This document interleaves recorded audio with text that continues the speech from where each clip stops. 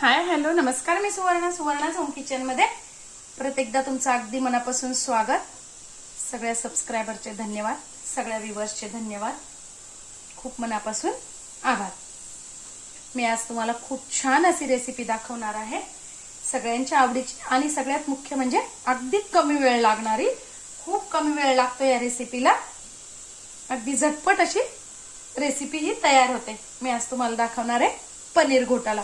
मला खूप दिवसाचा आलेला होता मेसेज की पनीर घोटाला दाखवा, पनीर घोटाला दाखवा, तर मी आज तुम्हाला तीच रेसिपी दाखवणार आहे, ते पण बिना कांदा लसणाची। ही सुरतची फेमस रेसिपी आहे, ती आपण घरी कशी बनवायची ते बघणार आहोत। तर मी इथे घेतलेले 5 टोमॅटो छान लाल घ्यायचे आहेत।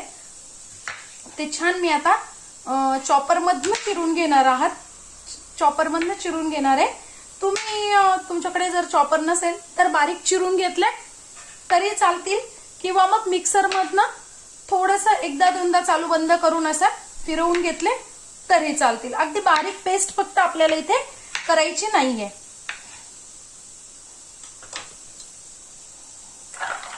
मी घेतलेत 5 टोमॅटो, 2 सिमला मिर्च, त्यानंतर 2 हिरव्या मिरच्या घेतलेल्या आहेत आणि 1 ते 1.5 इंच आलं घेतलेलं आहे। तुम्ही हिरव्या मिरचीचं प्रमाण कमी तिखट कमी जास्ती करू शकता।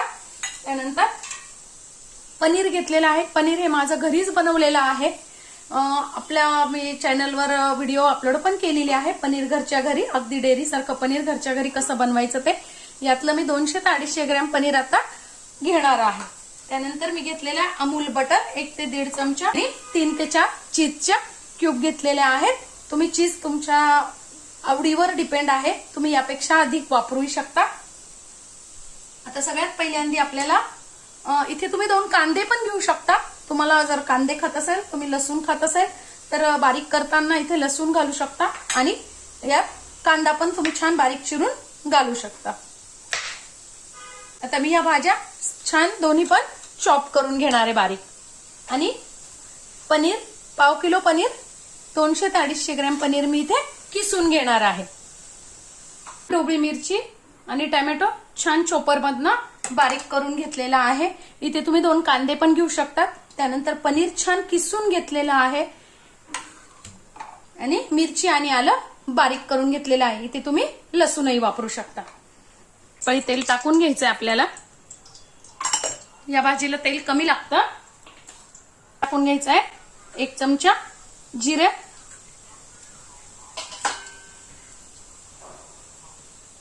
अर्धा चमचा हिंग, अर्धा चमचा हळद, मिरची आणि आल्याची पेस्ट,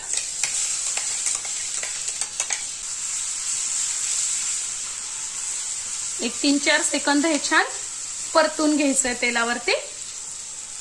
तुम्ही 2 कांदेही टाकू शकता आणि कांदा छान परतन झाला की मग या भाज्या टाकू शकता। आता मी ते टाकून घेतली ढोबळी मिरची आणि टोमॅटो। 1 चमचा धने जिऱ्याची पावडर, 1 ते 1.5 चमचा तिखट तुम्ही तुमच्या चवीनुसार करू शकता। मी इथे 1 ते 1.5 चमचा टाकली कारण हिरवी मिरची पण टाकलेली आहे। मीठ आणि 1 ते 1.5 चमचा बटर। हे छान आपल्याला तेल सुटेपर्यंत परतून घ्यायचंय। बघा ग्रेव्ही छान परतत आलेली आहे। आता टाकून घ्यायचं आपल्याला इथे 1 ते 1.5 चमचा पावभाजी मसाला। तुम्ही इथे पावभाजी मसाला नसेल तुमच्याकडे अवेलेबल तर तुम्ही गरम मसाला 1 ते 1.5 चमचा टाकू शकता। आपल्या आता छान ग्रेव्ही तयार झालेली आहे, मस्त तेलही सुटलेलं आहे।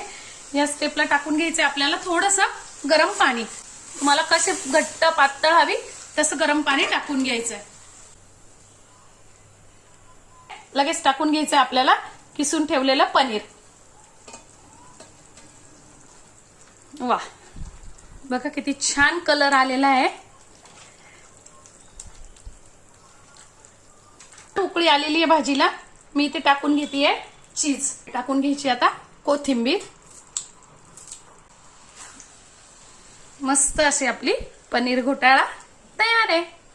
आता ही तुम्ही पावा बरोबर, त्यानंतर पोळी बरोबर, पराठ्या बरोबर, कशा बरोबर खाल्ली तरी छानच लागते। बघा अगदी 10 मिनिटं पण लागत नाही, इतकी सुंदर अशी आपली पनीर घोटाला तयार होतो. माझी आजची रेसिपी तुम्हाला कशी वाटली ते कमेंट्स मध्ये नक्की सांगा. चॅनलला लाईक, सबस्क्राईब आणि शेअर करा. धन्यवाद. या खायला.